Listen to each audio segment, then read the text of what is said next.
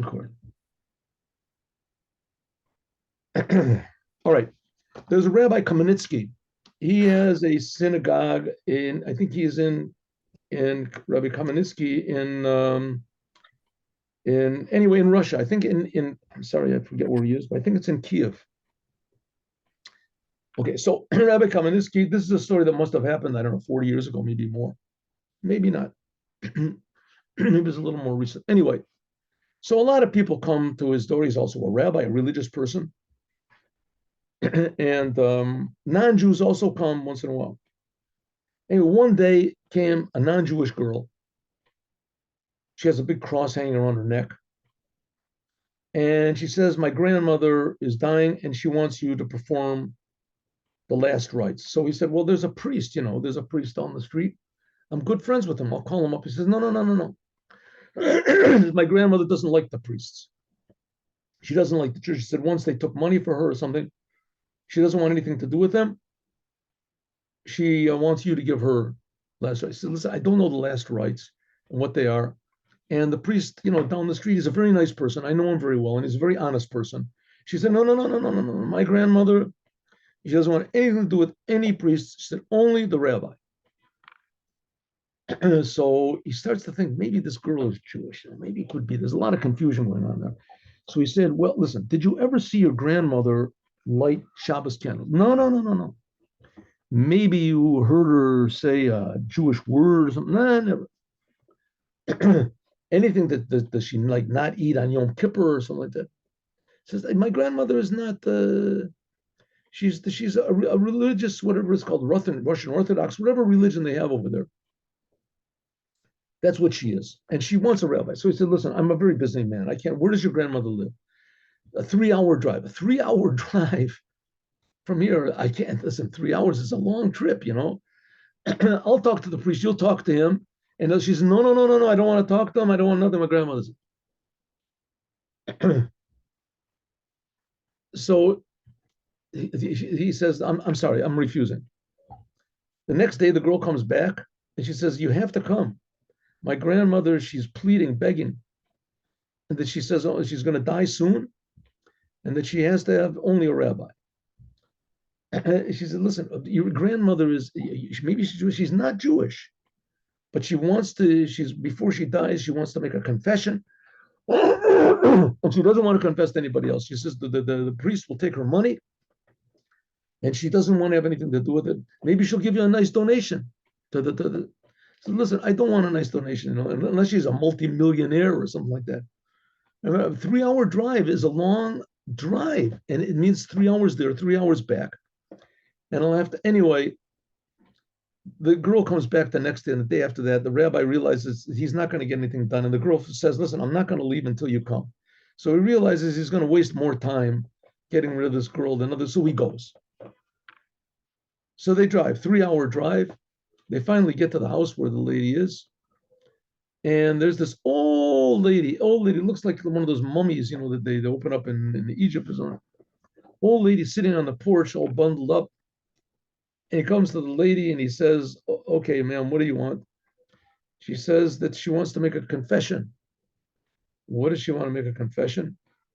She says, Shema Yisrael, Hashem Elokeinu, she's a Jew.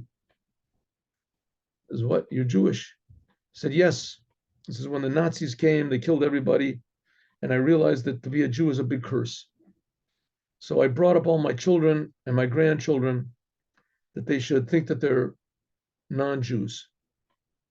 And in fact, now her daughter was also standing there, and her and in fact, I'm not a non-Jew. I'm a Jew. And before I die, I want to tell everybody this. I realized it was a wrong thing to do. I shouldn't have been so afraid. I shouldn't, but I saw these terrible things. Anyway, that's it. And I want you to take care of my sister, my daughter, and my granddaughter. And after that, and she passed, I don't know if she passed away on the point or whatever. So the granddaughter was very, very startled by this whole thing.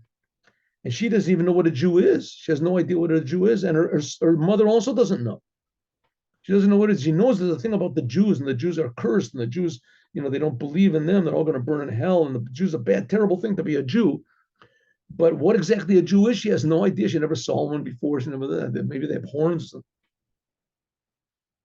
So Rabbi Kamenetsky said, okay, you know what? The same way you came, come to the Chabad house, I'll teach you. And eventually this girl, she learned more about Judaism, and her mother learned more about Judaism. And I don't know about the mother, what happened to the mother. That changed, but the girl totally changed. And the girl, she's a Jew, so she started manifesting her Judaism. And she eventually married a Jewish religious person. They became observant Jews. So it shows that things are not the way they seem. And that one of the things of Mashiach is that Jews are going to come popping out of the woodwork. And that's what I thought anyway, that the blessing that God gave to Abraham, to Jacob, that your children are going to be like the stars in the sky. The stars in the sky. So one meaning of the stars in the sky is that they're going to illuminate the darkness. But I thought, this is why I thought, that I don't know if you've ever seen the stars in the sky. If you go out in a night, if you're in a place where there's not too many street lights or whatever, and if you look up in the sky, you can immediately see 7, 8 stars, 9 stars. But if you keep looking at the sky, your eyes adjust.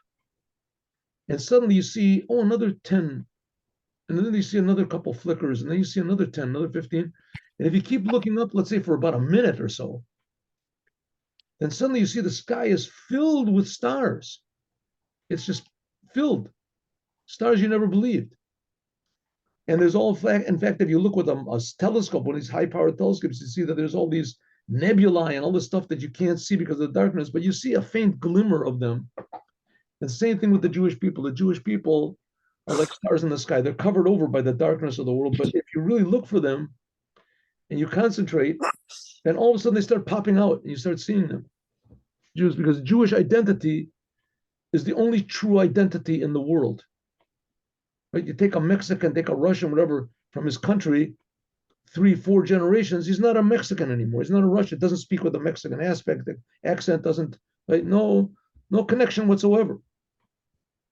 You take a person that's a religion, whatever the religion is, any religion in the world, right, and take him and put him in a place where he changes his religion. That's it. The kids they're not anymore, right? My great grandparents, they used to be.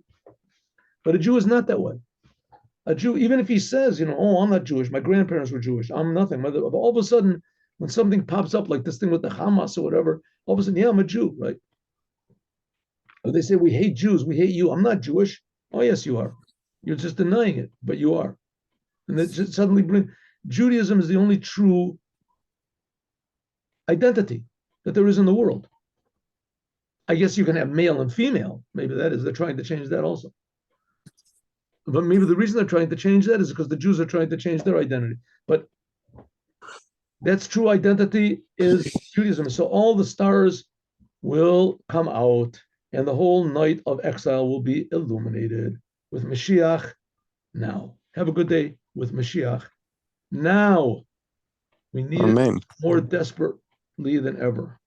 See you all tomorrow, 8:15.